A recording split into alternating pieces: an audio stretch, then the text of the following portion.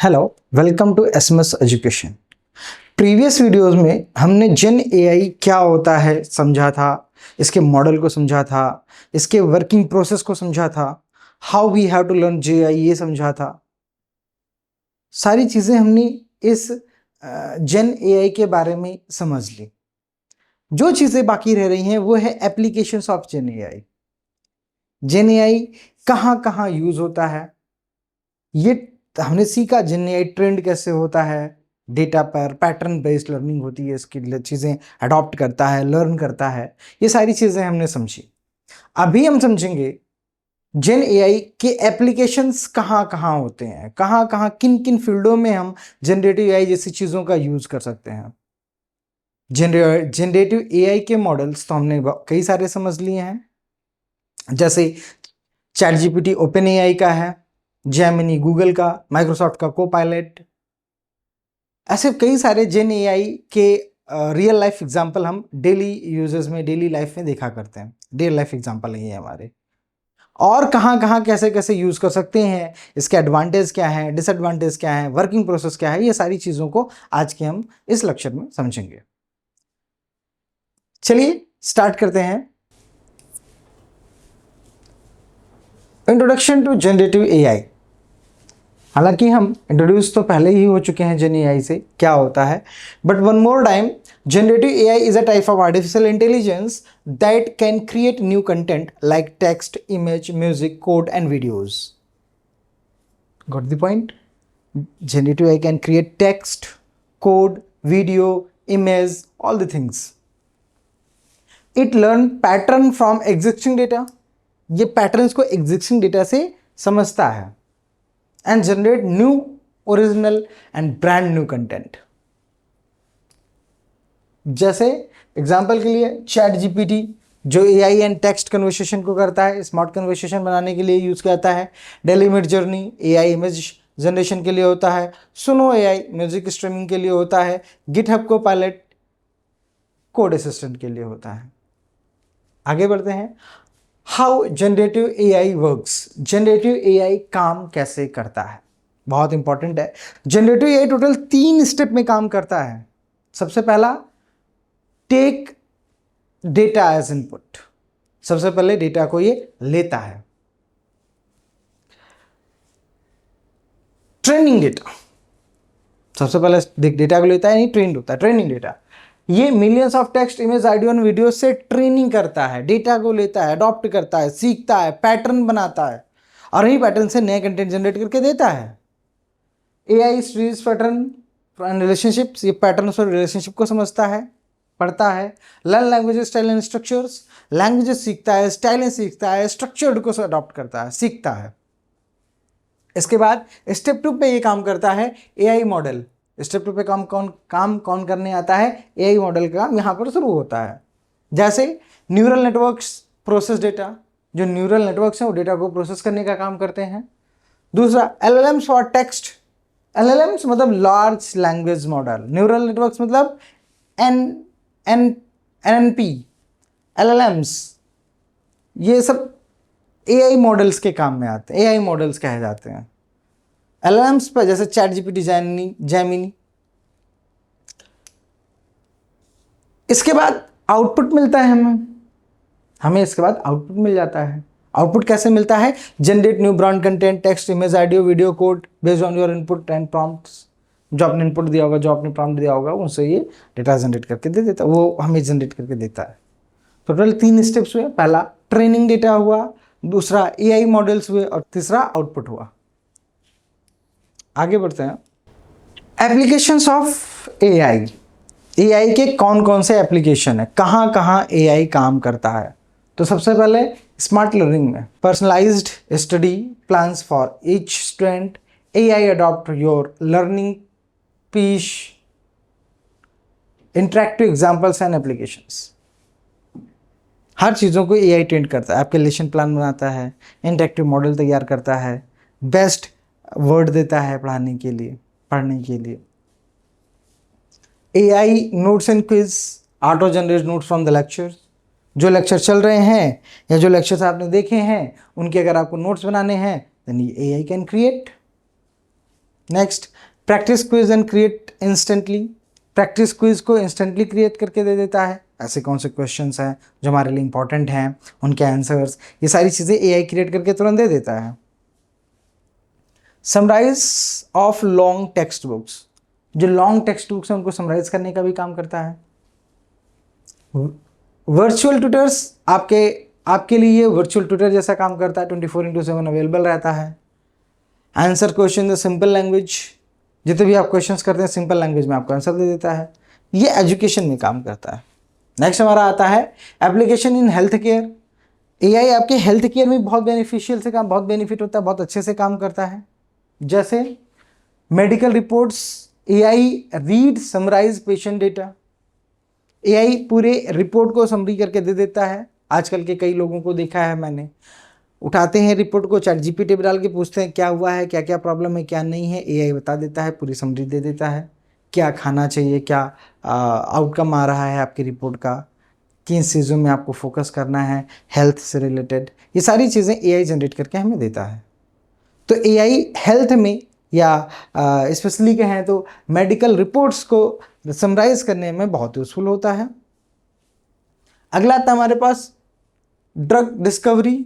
AI funds new medical combinations.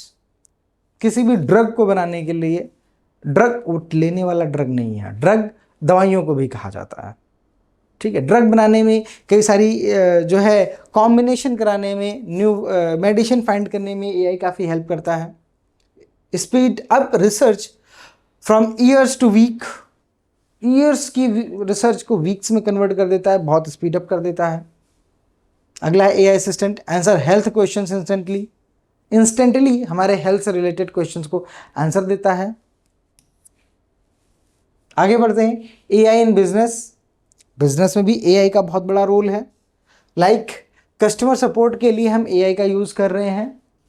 आजकल chatbot voice assistant भी आ गए हैं जो कस्टमर केयर की तरफ से आपसे बात करते हैं, चैटबॉट होते हैं, एआई बात कर रहा होता है।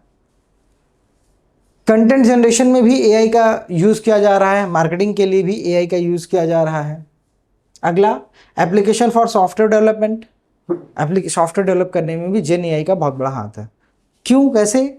सबसे पहले तो एआई कोड असिस्टेंट के जैसे काम करता है, बग फाइंडिंग करता है और कोड जनरेशन का काम करता है। एआई कोड भी जनरेट करता है, एआई बग भी फाइंड करता है, एआई आपके असिस्टेंट जैसा वर्क करता है। आप कहेंगे कि कुछ ऐसी कंडीशन बनाओ जिससे हमारे अपर केस सारे लोअर केस में कन्वर्ट हो जाएं, लोअर केस अपर केस में कन्वर्ट हो जाएं, तो एआई कर सकता है। आप एक प्रोग्राम पूरा बना लिया है, रन नहीं हो रहा है, कोई इशू हो रहे हैं, आपने उस प्रोग्राम को किसी भी जेन एआई या चैट जीपीटी, क्लॉड में दे दिया और वो फाइंड करके एरर आपको बता देगा कि यहाँ पर ये एरर है, इसको ऐसे सही किया जा सकता है। एआई हेल्प कर रहा है, आपका जेन एआई हेल्प कर रहा है। तो डेवलपमेंट में भी एआई का बहुत बड़ा रोल है। आगे चलते हैं, applications in media and entertainment. Media और एंटरटेनमेंट में भी एआई का यूज है। In simple words, we can say that all the sector are covered by the AI. सभी सेक्टर्स में AI, सभी सेक्टर को AI कवर कर रहा है। हर सेक्टर में AI का यूज आ रहा है। कोई भी सेक्टर ऐसा नहीं है जो AI को ना यूज करे। अगर नहीं कर रहा है तो ये उसकी गलत चीज़ है, क्योंकि आने वाला फ्यूचर या फ्यूचर आ चुका है। जिस फ्यूचर को हम आने वाला कहते थे वो आने वाला नहीं है, आ चुका है। आज हम उस फ्यूचर में चल रहे हैं जहाँ पर एआई की अडॉप्टेबिलिटी वेरी इंपॉर्टेंट है, बहुत ज़रूरी है। अगर एआई अडॉप्टेबिलिटी नहीं है देन ये हार्म करे, ये आपके लिए हार्मफुल है। Adopt AI today. तो एप्लीकेशन ऑफ मीडिया एंटरटेनमेंट में क्या है? एआई इमेज जनरेशन है, म्यूजिक एंड वीडियो जनरेशन है, गेमिंग है, ये चीज़ें करके देता है। अगला है एआई इन ग्राफिक्स डिज़ाइनिंग। ग्राफिक्स डिज़ाइनिंग में भी एआई का रोल है। कैसे रोल है? सबसे पहला तो ये लोगो क्रिएट करके दे देता है ये एआई। आप अपनी कंपनी का नाम बताओ और कहें कि मुझे इस कंपनी के लिए एक नया और बिल्कुल ब्रांड न्यू लोगो हमें बना के दो, तो एआई आइडिया देगा आपको, एआई लोगो बना के देगा आपको कि ये वाला लोगो आपके लिए ज़्यादा सेट रहेगा, ज़्यादा सुटेबल रहेगा। Poster and banner generation. Poster and banner generation, हमें अपने बिजनेस के लिए पोस्टर्स बनाने होते हैं, बैनर्स बनाने होते हैं, वो सारी की सारी चीज़ें एआई करके देगा। अगला है AI art.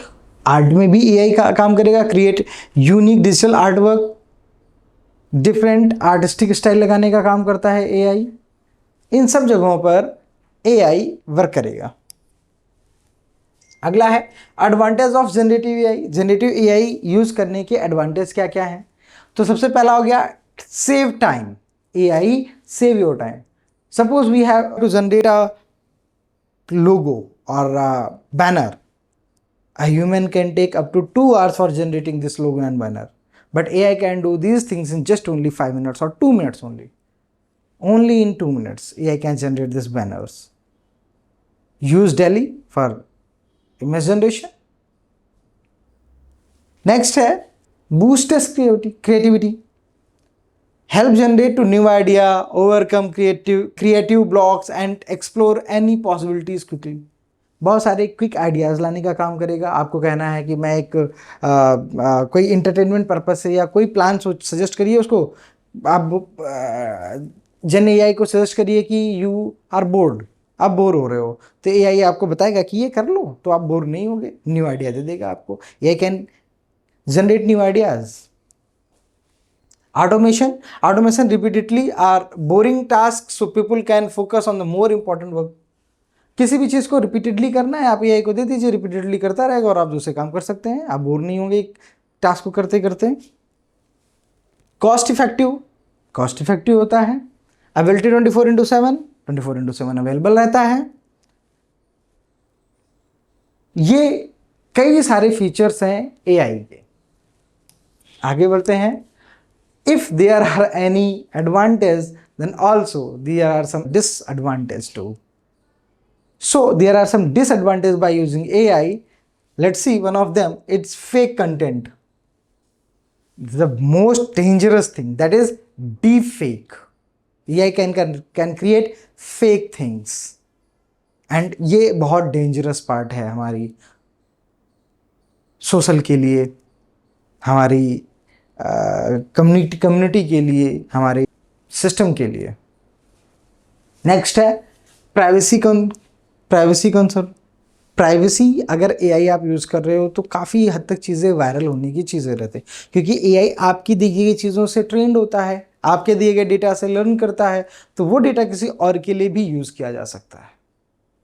So this thing is job displacement. AI can replace the job. आज कई सारी जो रिपीटेड काम कर रहे हैं AI कर रहा है, तो एम्प्लॉयमेंट कम हो जाएगा, एम्प्लॉयज़ को हटा दिया जाएगा, तो अनएम्प्लॉयमेंट के चांसेस बहुत बढ़ जाते हैं। नेक्स्ट है copyright issues. AI generate content many use of existing work without permission, creating legal challenges. ये डेटा से सीख रहा है। अब ऐसा भी होता है वो कहीं का कंटेंट ऐसा जनरेट कर दे जो ऑलरेडी जनरेट हो चुका हो, तो कॉपीराइट इश्यूज भी हो सकते हैं AI से। Future of generative AI। अभी हम बात करते हैं फ्यूचर ऑफ जनरेटिव AI के बारे में। जनरेटिव AI का क्या फ्यूचर है? First of all upcoming technologies आने वाली हैं, जिसमें मल्टी मॉडल AI होगा, AI for scientific research and genes editing होगी। साइंटिफिक रिसर्च में भी जनरेटिव AI का यूज़ किया जाएगा। AI इन AR VR, जो हम AR या VR देखते हैं, उसमें भी AI का यूज़ किया जाएगा। AR VR की क्वालिटी इन्हेंस हो जाएगी। अभी VR खुद में एक बहुत बड़ी टेक्नोलॉजी है, AR खुद में एक बहुत बड़ी टेक्नोलॉजी है, augmented reality and virtual reality. AI की हेल्प से इसे और डीप ले जाया जा सकता है। सोचिए कहाँ तक जा सकती है technology. The next thing is real time AI translation हो सकता है। AI की हेल्प से हम कहीं की किसी भी लैंग्वेज में कम्युनिकेट कर रहे होंगे, AI हमें तुरंत से हमारी लैंग्वेज में हमें इंस्ट्रक्ट कर रहा होगा, चीज़ें समझा रहा होगा। ये सारी चीज़ें AI आएंगी। ये सब चीज़ें अपकमिंग टेक्नोलॉजीज हैं। AI powered robots for smart factories. AI fitted robots जिन्हें डिसीजन मेकिंग कैपेबिलिटीज भी होंगी, वो आ रहे होंगे और फैक्ट्रीज में काम कर रहे होंगे। फिर क्या होगा? अनएम्प्लॉयमेंट, काम बढ़िया होगा, ऑब्वियस सी बात है, AI काम कर रहे होंगे।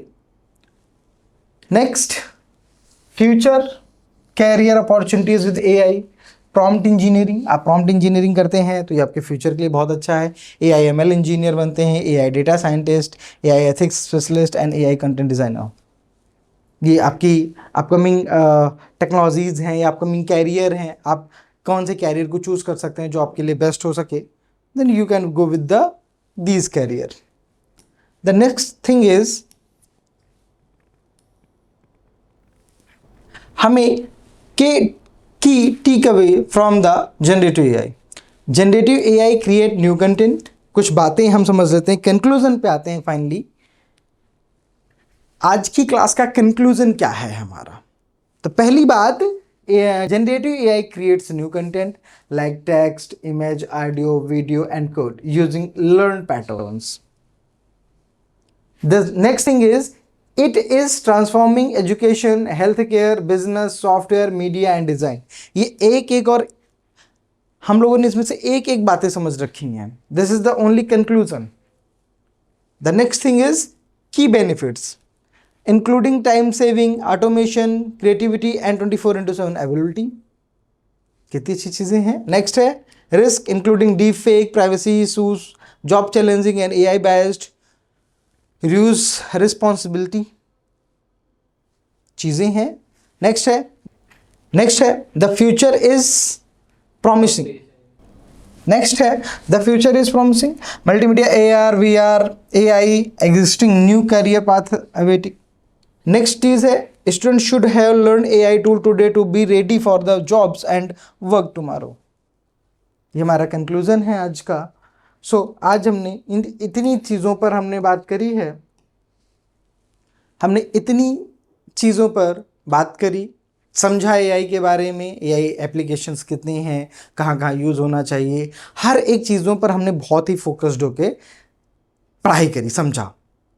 इन किसी भी टॉपिक से लेकर के कहीं पर आपके कोई डाउट होते हैं तो कमेंट सेक्शन आपके लिए रेडी है। आप किसी भी क्वेश्चंस को पूछिए, डाउट आपने डिस्कस करिए और नीचे कमेंट आउट करिए। Thank you so much.